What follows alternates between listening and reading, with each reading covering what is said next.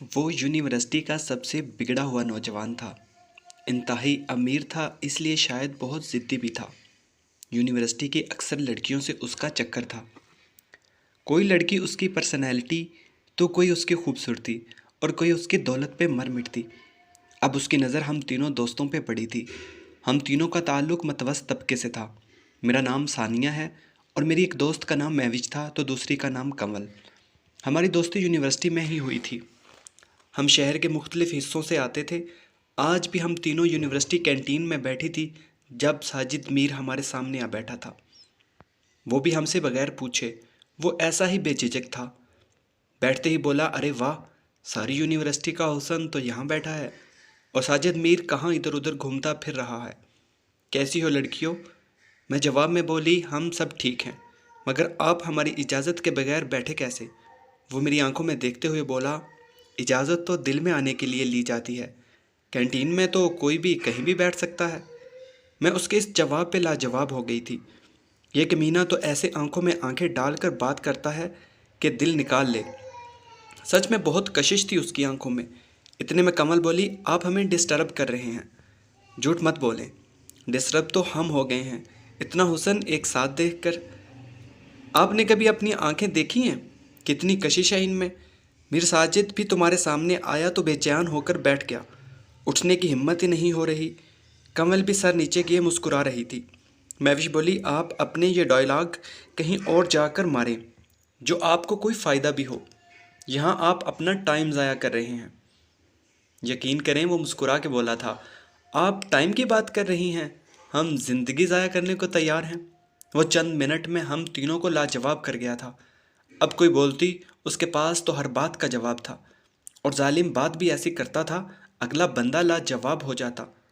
फिर मैं बोली, ठीक है, आप बैठे, हम चले जाते हैं। वो जल्दी से उठते हुए बोला, ना बाबा ना, अब कौन जाने देगा आपको, अब आपको हमारे दिल में रहना पड़ेगा।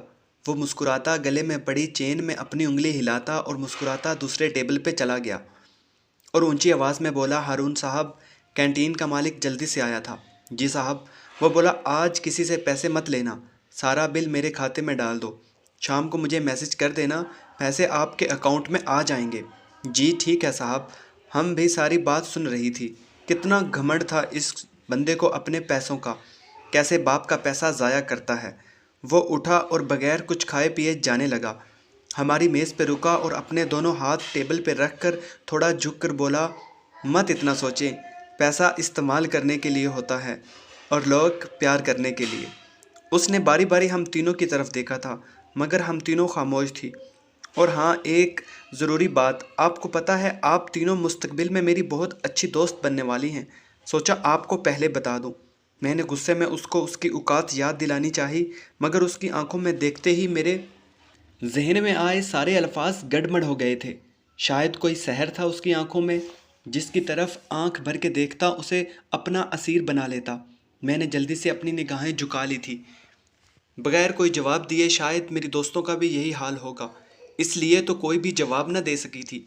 साजिद मीर कैंटीन से ऐसे निकल रहा था जैसे कोई शहज़ादा अपनी सल्तनत में टहल रहा हो। उसके जाने के बाद हमारी जान में जान आई थी। कमल बोली, क्या पर्सनैलिटी है यार, मैं तो मर मिटी इसकी पर्सनैलिटी पे। महविश बोली, क्या कॉन्फिडेंस है यार, बात है बंदे में। और मैं उस जालिम की आंखों में खोई थी। कितनी कशिश थी उसकी आंखों में, देखने वाले को तो हिप्नोटाइज करते, मगर मुझे इस सब से बचना था। मैंने ज़बरदस्ती उसे इग्नोर करना चाहा था। बोली, दफ़ा करो ना यार, कोई अपनी बात करते हैं।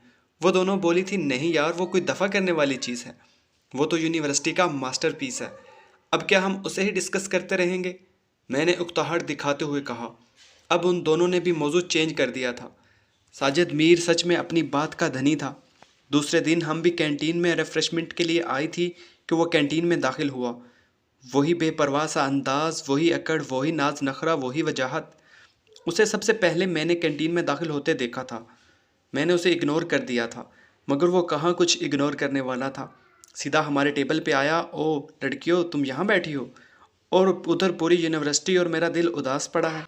मगर देखो ना, कमबख्त दिल भी कितना तेज़ है, उधर ही हमें ले आया जिधर दिल के मकीन थे। हम में से किसी ने भी जवाब नहीं दिया था। वो फिर से बोला, 3 लड़कियां और वो भी खामोश, गड़बड़ ज़रूर है। لگتا ہے اپنے اپنے جذبات چھپا رہی ہیں، میری طرف دیکھو تو صحیح۔ خوش فہمی ہے جناب کی، میں نے اس کی طرف دیکھتے ہوئے تھوڑے غصے سے کہا۔ وہ مسکراتے ہوئے بولا، سنا تھا کچھ لوگ غصے میں بہت پیارے لگتے ہیں، مگر آج اپنی آنکھوں سے دیکھا ہے تو یقین آیا ہے۔ صرف پیارے ہی نہیں بلکہ بہت ہی پیارے لگتے ہیں۔ اس نے اپنی سحر بھری آنکھوں میں مزید چمک لاتے ہوئے مجھے دیکھا تھا۔ اس کی آنکھوں میں دیکھتے ہی میرا سارا سسٹم ہیک ہو گیا تھا۔ اب میں کیا بولتی مجھے اپنی پڑ گئی تھی۔ ایک نظر میں دل کی دنیا زیر زبر ہو گئی تھی۔